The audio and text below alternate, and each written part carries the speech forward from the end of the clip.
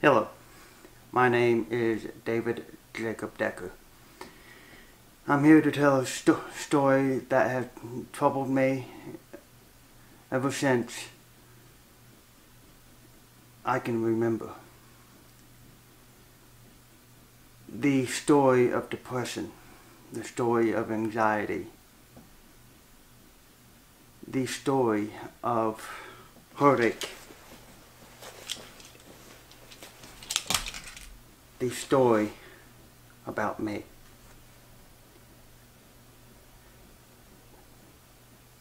It all started back in elementary school. I was bullied. I was called racial names. I was pushed back, and my name desecrated.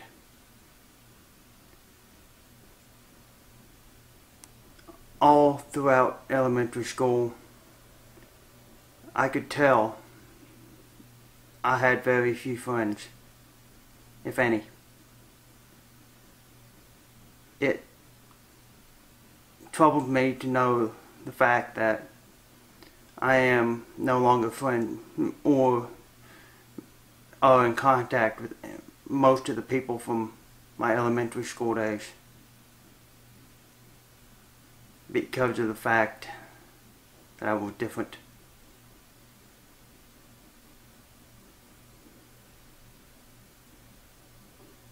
Fast forward that to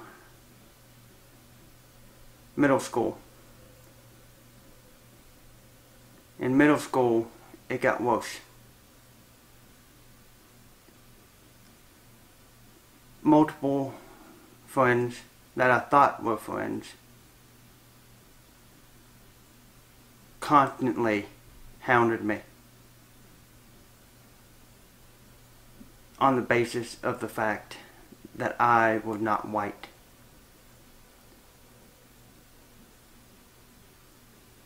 As a result, my grades suffered, my social status suffered,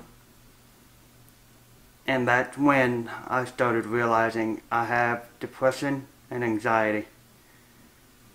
I even considered in 7th grade committing suicide. This is the very first time that this is coming out. Another thing, along with thoughts of suicide,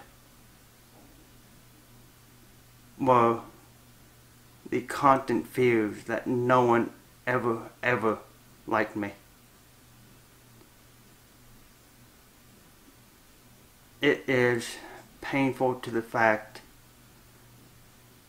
that only one person that I know from middle school,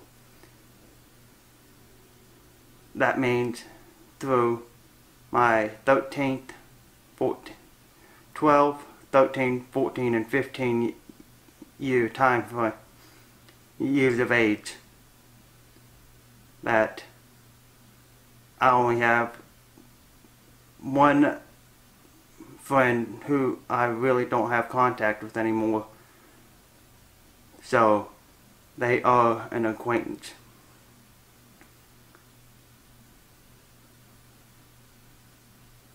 Fast forward to high school. In high school, I challenged myself to make friends among those that had special needs, aka the challenger, the special ed type students. I also challenged myself to make friends among all other classes of people. To many, they saw me as trying to be too appeasing, to being weird.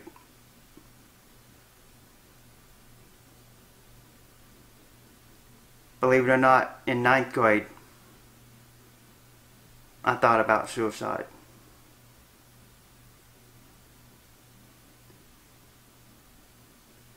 I befriended so many that ended up backstabbing me. And the racial slurs only got worse. It still leaves a scar that I don't think will ever heal. And quite honestly, I don't want it to heal. Because it will always be a part of me.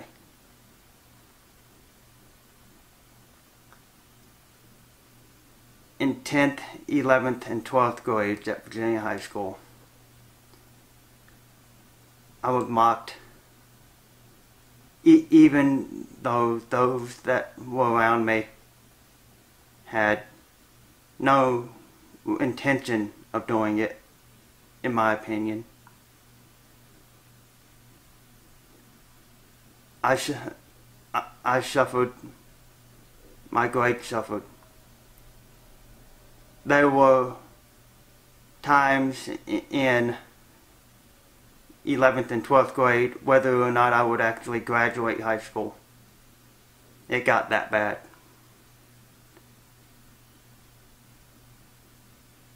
The stressors outside of people, the anxiety of what am I going to do with my future?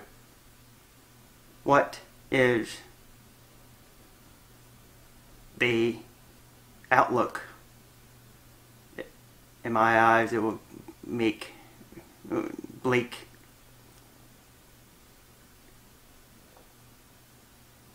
Fast forward that to ETSU, or East Tennessee State University, where I attended the first 4 years of my college. I made more friends. I made more enemies. I don't blame anyone. I don't even blame myself. But again, in my sophomore year at East Tennessee State,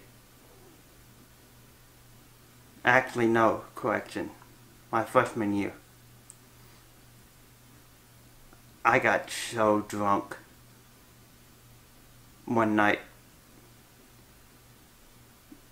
I had down an equivalent of 10 ounces of tequila within 15 minutes.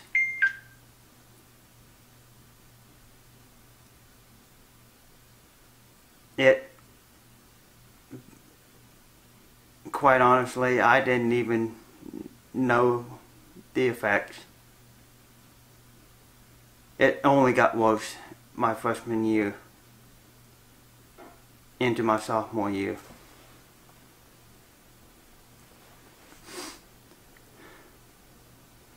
I started actually using pain drugs.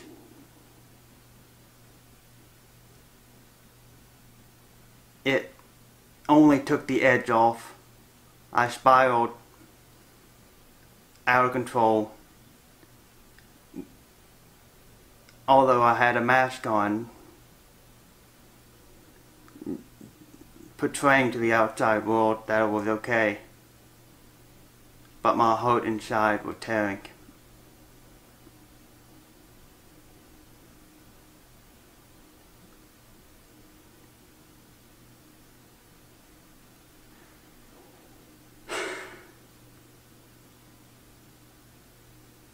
Sorry.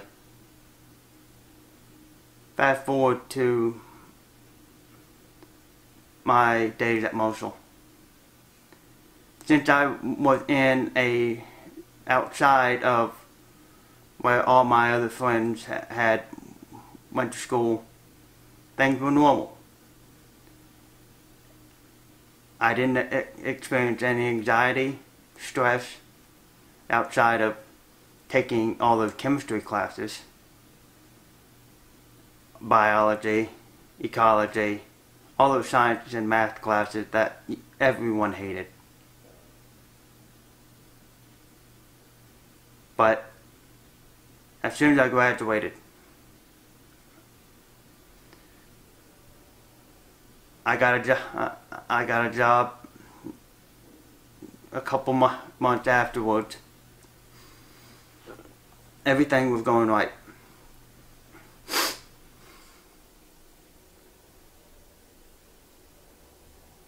Fast forward to 2015, 4 years later.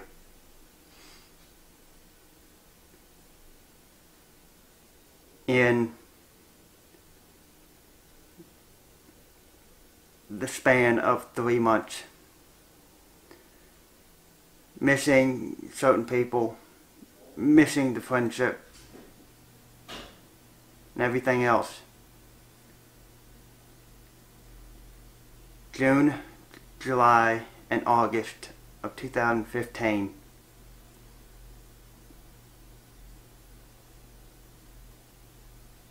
I almost committed suicide again.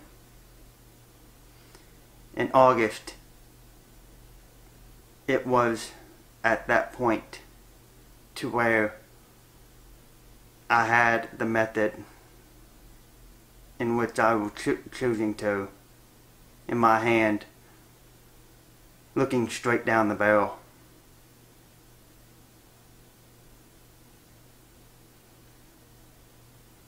Now, am I ashamed of almost going to that extreme? I am.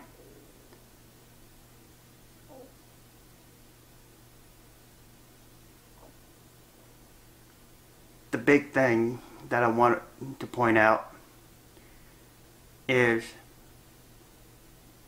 I've never had a lot of lifetime friends or friends that constantly stayed loyal. I have a high turnover rate, and I don't know why. Maybe it's because of the anxiety, maybe it's because of the depression.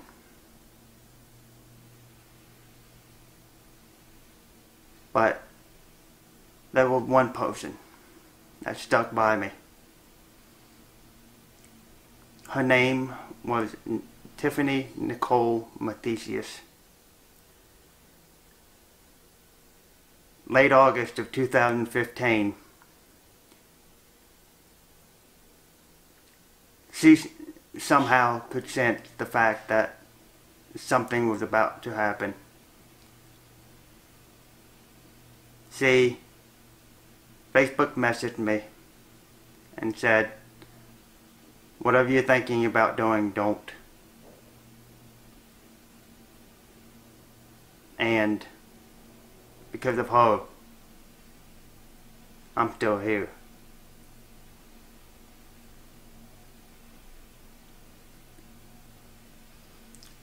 The reason that she propelled me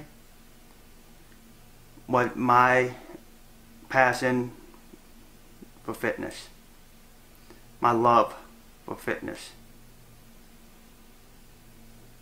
She started me on this path to where I am today, and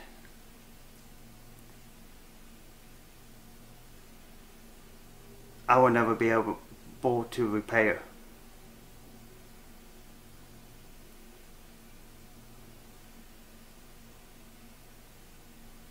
Fitness had changed my life, especially the past 2 years, and even more specific, the past year.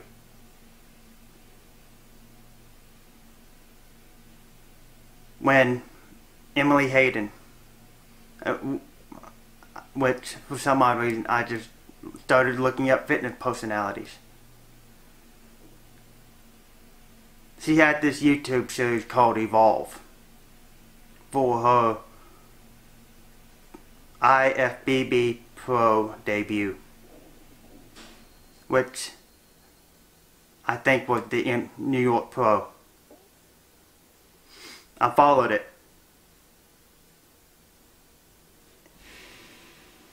On her 4th episode, she was going over supplements that she uses. Those supplements went by the brand of First Form. So I researched them, and back in February, when I was out in St. Louis, I went by a supplement superstore and actually got my first stack. The result that I got from it, along with the people there at the store, guided me to a proper nutrition, diet, sleep, mental stability, and how to use First Form supplement correct.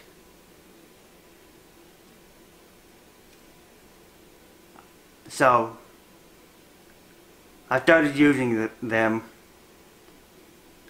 Eventually I ran out of that stack and had to actually go online.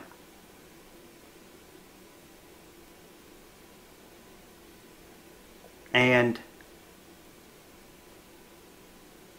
4 months later, actually 3 months later, I put an application to become a Legionnaire for First Form.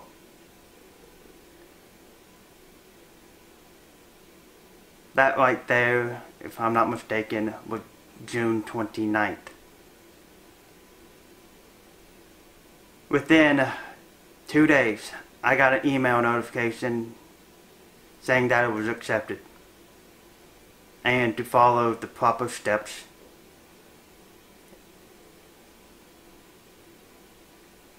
And I passed 4 months, technically, of being a Legionnaire today.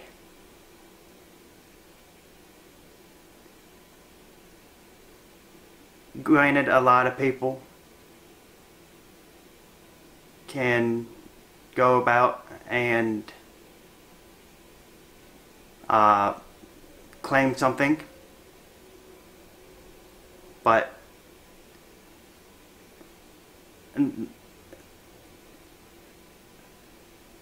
correction, a lot of people don't really need to have that brand rep, but First Form gave me a platform, and that is to create my Dzire-driven fitness brand and the slogan DIME, which is the desire to inspire, motivate, and empower. It has slowly evolved into what it is today and will continue to evolve. But I will always look back on that day in 2015 to the person who saved my life.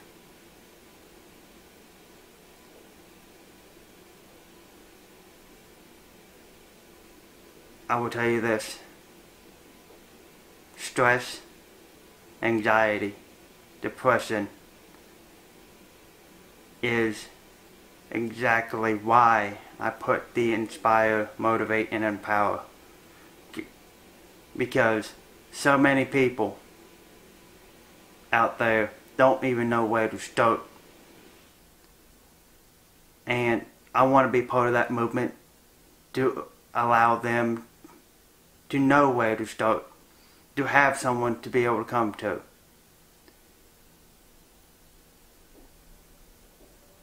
It is frustrating to a great many about what to do. So, and here I am, sitting here today. Yes, anxiety, depression, stress, you name it, still lingers somewhere in the back of my head. But fitness allowed me to vent those in the proper way. And not only has it improved my physical appearance and goals, it's advancing my mental, my emotional stability as well. So, with that said, you know all of the story. A lot of the details that you just heard are first revelations no one ever knew about before. And I will leave you on a final message. If you're struggling with depression, stress, anxiety, or any other type of mental disorder, like an eating disorder, anything, there is strength in being weak. Reach out to someone. Reach out to me. On my Instagram bio, I always keep my email address. Also, if you look through on my Facebook page, it has my business cell phone number. If you need to talk, I am here for you. I want to thank you for watching this. I know it's long, but it's something that until last night or 2 nights ago, or whenever I posted that message on Facebook, needed to come out. It's taken me so long to drum up the courage and strength to tell it. So, I hope you have a good rest of your Saturday. I know when this gets uploaded, it'll be Sunday sometime, but I want to say fitness will change your life. It provides so much more than being physically strong.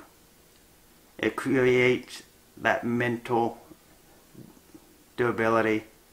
It creates that pathway that a gun, drugs, going and jumping into a river would never do.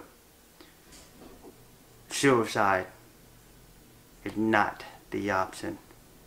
Thank you again for watching.